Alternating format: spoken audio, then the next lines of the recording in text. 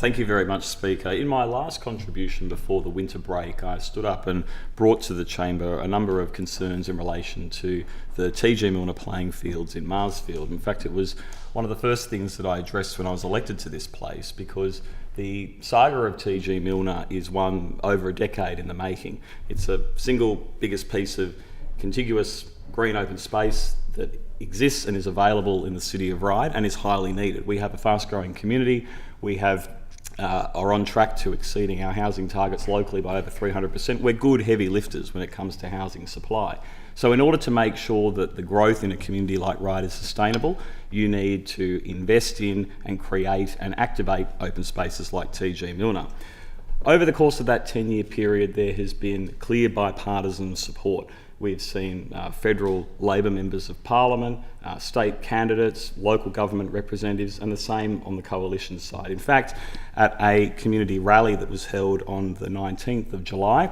in the winter break period, we saw independent councillors as well coming to the table, and I should acknowledge Tina Kordrastami from the City of Ryde, who came to join the rally, alongside the Mayor, Trenton Brown, the Deputy Mayor, Sophie Lara Watson, councillors Cameron Last, Justin Lee, we had councillors Daniel Hahn, Shweta Deshpande, and councillor Keanu Aria, all in attendance, and of course councillor Kathy Tracy, who held the microphone and led the community in an extraordinary rally,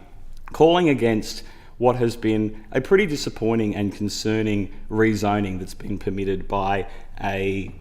planning panel that had its membership mysteriously changed just prior to consideration for the third time of this rezoning request. The reason I want to bring it up again in Parliament is because I've been really concerned by the rhetoric that's coming from members of the Labor Party in our local community, who appear to have walked away from the election commitment they made when they were running for office in the 2023 election. And there are two councillors in Ryde. Both were candidates in the election and both carried the flag for the party with a platform position that said, if elected, they would save TG Millner. Now, of course, I noticed that the Labor Party were able to form government, and I'm extremely concerned at the disappearance of this key core election commitment. In fact, in the July council meeting, I am informed that those candidates were making remarks at the council meeting to the effect of, well, we should just all grieve and basically let the TG Millner issue go away. This is a really concerning issue for our community, because it doesn't only undermine confidence in the future of TG Millner, which, as I've articulated, is important for our community, but it also goes to the heart of the integrity of an election commitment. What is the point of making a promise to a community in the context of an election if as soon as you are elected you walk away from it? And I wanted to put that on the public record, because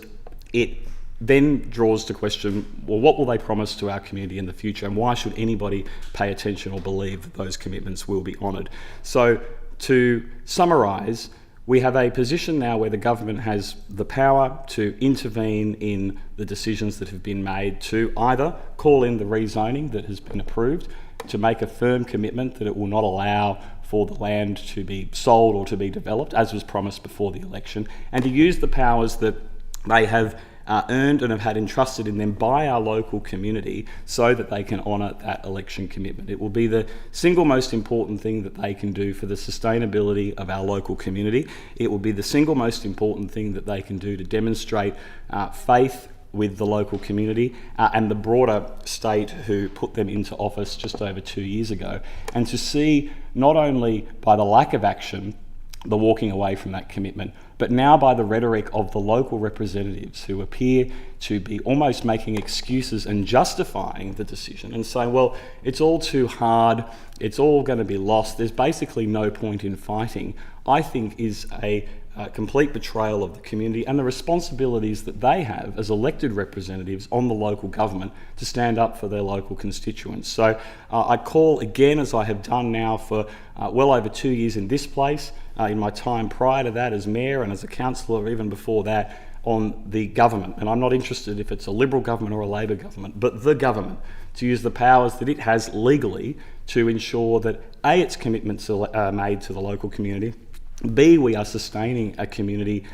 because of the growth of their policies and making sure that we keep faith. That's what this is about. TG Millner must be saved, and I call on this government to do what they promised and save it.